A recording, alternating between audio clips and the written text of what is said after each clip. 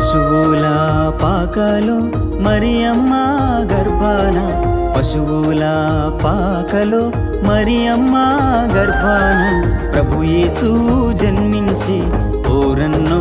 యేసన్న, పాపుల కొరకై వచ్చెనురో ఓరన్నో యేసన్న. పశువుల పాకలో మరియమ్మ గర్భాన, పశువుల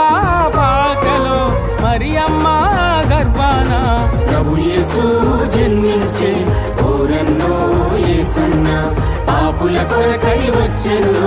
ఓరన్నో